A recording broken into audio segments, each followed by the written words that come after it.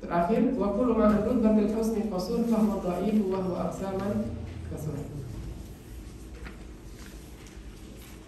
Wa kullu ma rutbatil husni wa bi sihhati bil aula ay wa kullu hadisin qasura wa hatta an rutbatihima fa huwa al haditsu dha'if wa yuqalu lahu al mardud li'annahu la yuhtajju bihi bil ahkam asy-syar'iyyah.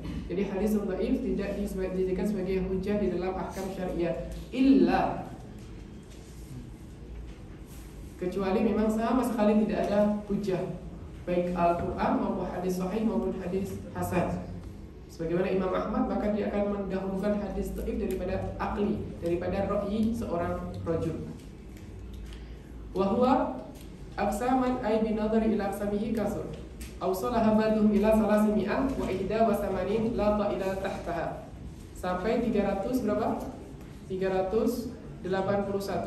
Wa tatafawatu darajatuhu fi dha'fi bihasbi aw bihasabi bu'dihi an syurutis sihah. Semakin dia banyak yang tidak terpenuhi, maka semakin dhaif. Kalau hanya sedikit, maka dhaifnya ringan. Gitu. Wa misaluhu hadis anna Nabiy sallallahu alaihi wasallam tawaddu'a wa masaha 'alal jawrabaini li'annahu yurwa an Abi Qais al-Audiyyi. Dan Abi Qais al-Audiyyi ini merupakan seorang yang dikatakan oleh Imam Ahmad la yuhtaju bih. Jadi saya tidak jadikan sebagai hujah. Intinya, kalau hadis dhaif apabila ada satu syarat yang terjatuh di antara syarat-syarat yang ada di dalam hadisun hasan atau sahih. Di sini dikatakan hasan ataupun sahih. Itu secara umum. Jadi dikatakan hadis hasan dan sahih. Apabila ada satu syarat yang tidak terpenuhi di dalam hasan ataupun sahih, maka dia hadisnya menjadi dhaif. Tapi secara akli, sebenarnya apa yang dikatakan oleh mu'allif, oleh natif itu sudah cukup. Hadis yang tidak sampai derajat hasan, maka dia dhaif. Kalau sudah dari derajat hasan saja tidak sampai, mau gimana mau sampai ke sahih, ya kan? Jadi kalau di derajat hasan lidatihi tidak sampai, artinya wa kullu ma an rutbatil husni qasur, yang dia lebih di bawahnya dari hasan, otomatis dia dhaif. Otomatis apa? Kalau derajat hasan saja dia tidak terpenuhi syaratnya, maka derajat sahih itu aula, artinya lebih lagi tidak dipenuhi. Mafhum masalah ini? Atau kalau pusing ini dua-duanya yang tidak terpenuhi riwayat syarat sahih dan hasan. Tapi jangan mengatakan sahih saja, karena di sana ada hasan.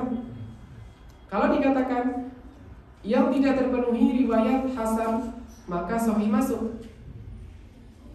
Tetapi kalau dikatakan dhaif, dikatakan sahih saja, itu maka hasan tidak masuk.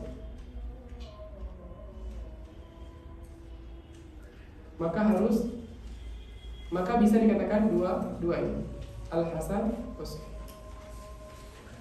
Mafhum masalah ini? Kalau mafhum, insyaallah kita pertemuan depan akan masih ada faedahnya di bawah. Faedatun al-murad bil hukmi 'ala al-hadits bi sihah wa nahwiha innama huwa fi ma dhahara li a'immatil hadits 'amalan bi dhahiril isnad la al-qat'i bi sihhati bi nafsi al-amr li jawazi al-khata'i wal nisyani 'ala thiqati wa dhabti wa sidqi 'ala ghairi wa dhalika fi ghairi mutawatir amma mutawatir fa innahu maqtu'un bi sihhati. Ini mafhum? Mafhum enggak? Jadi yang dimaksudkan dengan hukum hadis imma sahih, hasan atau dhaif, innama huwa fi ma dhahara li a'immatil hadits amalan bi dhahiril isnad. Itu hanya dilakukan secara zahir isnad. Oh, zahirnya isnad ini sahih. Oh, zahirnya ini dhaif. Oh, zahirnya ini adalah hasan. Tidak secara qat'i, lal qat'a. Bi dhahiril isnad lal qat'i bi sihhati fi nafsil amr. Tidak secara qat'i, lal qat'i bi sihhati fi nafsil amr. Maksudnya adalah ketika hadis ini adalah sebuah hadis, secara zahir dia adalah hadisun sahih. Zahirnya sahih. Tapi ini belum tentu secara hakikat ini adalah benar-benar diucapkan oleh Rasulullah SAW. Makanya hukum ini adalah secara zahir saja. Maka fi nafsil amr ay fil haqiqah, Apakah ini diucapkan Rasulullah? Itu belum tentu. Kenapa? Karena seorang yang siqah itu ada kemungkinan juga salah. Seorang yang siqah ada kemungkinan dia an-nisyan, juga dokter yang lain-lain. Jadi li jawazil khata'i wan nisyani ala siqah. Bolehnya terjadi kesalahan pada orang yang siqah karena manusia itu mungkin juga salah walaupun siqah. Makanya di sini tidak dikatakan secara qat'i, melainkan aghlabudz dzan. Sedangkan kalau mutawatir, misalkan diriwayatkan oleh 70 sahabi, sudah mutawatir, tidak ada kata-kata ini dhanni, qat'i.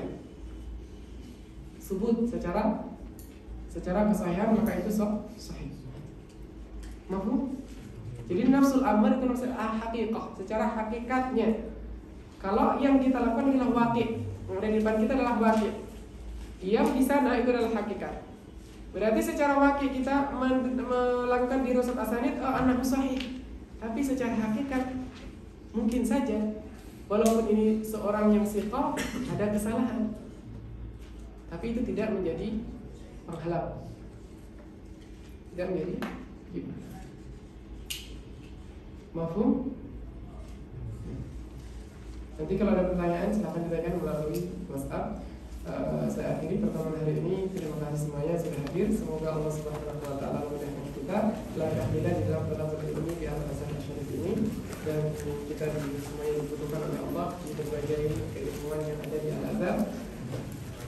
Dan insya Allah semuanya kembali ke tanah air, nantinya menjadi bintang-bintang yang akan bersinar, yang akan menerangi umat dan akan membawa nama Al-Azhar Asy'ari dengan sebaik-baiknya. Syukran katsiran ala ihtimamikum. Wassalamualaikum warahmatullahi wabarakatuh.